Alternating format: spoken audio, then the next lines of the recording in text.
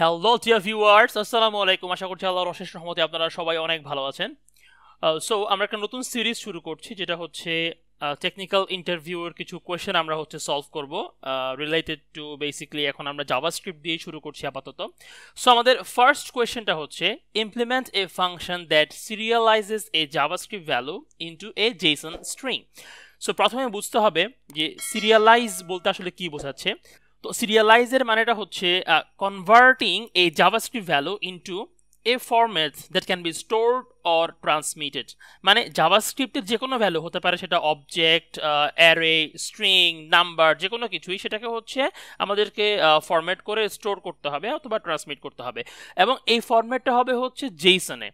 So Jason কি? Jason হচ্ছে একটা টেক্সট বেসড ফরম্যাট, যেটা হচ্ছে রিপ্রেজেন্ট করে অবজেক্টকে, অ্যারেকে কিংবা অন্য অন্য ভ্যালুকে একটা স্ট্রাকচারড ওয়েতে।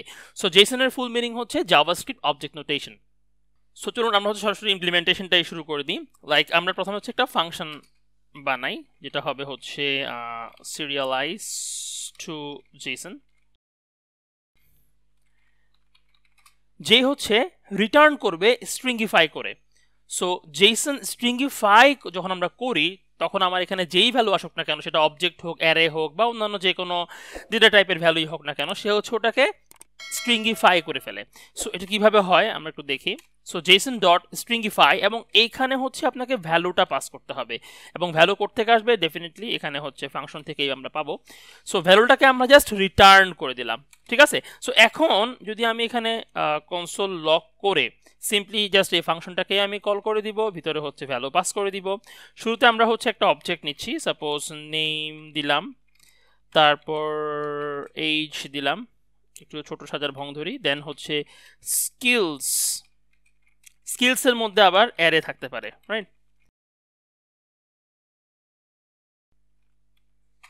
আচ্ছা, হয়ে গেল। সো আমরা যদি রান করি, দেখতে পাবেন যেখানে আসলে আমরা যদি নোট দিয়ে আমি জেসন স্ট্রিংগিফাই ফাইলটাকে রান করি, সো এই যে খেয়াল করেন, নেম দেন ভ্যালুটা কি অ্যান্ড পেয়ার এভাবে হচ্ছে সে পুরোটাকে স্ট্রিংগিফাই করে ফেলে। এটাই হচ্ছে জেসন ফরম্যাট, যেটা আমাদের কোয়েশ্চেনে করতে বলা হয়েছে, যে একটা জাভাস্ক্রিপ্ট ভ্যালু থাকবে, সেটাকে কনভার্ট করতে হবে।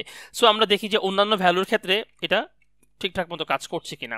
লাইক আমি হচ্ছে এখানে একদম পিওর অ্যারে পাস করব ফাংশনের মধ্যে, তাহলে দেখি আমি যে অ্যারের জন্য এটা কাজ করে কিনা। ঠিক আছে, 10 দিলাম, 50 দিলাম, আবার নাম দিলাম, আবার একটা বুলিয়ান ভ্যালুও পাস করলাম। সো যদি আমি রান করি, খেয়াল করেন সে কিন্তু এগুলোকেও স্ট্রিংগিফাই করে ফেলেছে। সো স্ট্রিংগিফাই যখন করে, তখন কিন্তু যেগুলা নাম্বার ভ্যালু অথবা বুলিয়ান ভ্যালু, সেগুলোকে কিন্তু আবার ডাবল কোড দিয়ে সে স্ট্রিংগিফাই করবে না, ওগুলোকে অ্যাজ ইট ইজ যে ভ্যালুর যেই ডেটা টাইপ সেই ফরম্যাটেই রাখবে আর কি। আচ্ছা, এখন কথা হতে পারে যদি আমরা কোনো আনডিফাইন্ড ভ্যালু পাস করি, তখন হচ্ছে সে কিভাবে বিহেভ করবে, রাইট? সো আমরা যদি এখানে এটাকে পাস করি, যেটা আনডিফাইন্ড, আমি কিন্তু এখানে কোনো ভ্যালু এখনো রাখিনি, তখন হচ্ছে কি হয়। সো দেখেন আনডিফাইন্ড দেখাচ্ছে।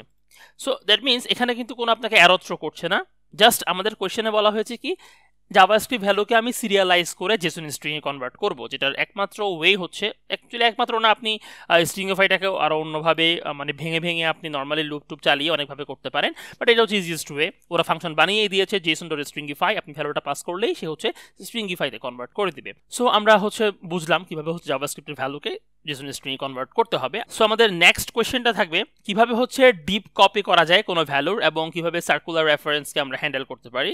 সো দেখা হবে আবার নেক্সট ক্লাসে। আসসালামু আলাইকুম, আল্লাহ হাফেজ।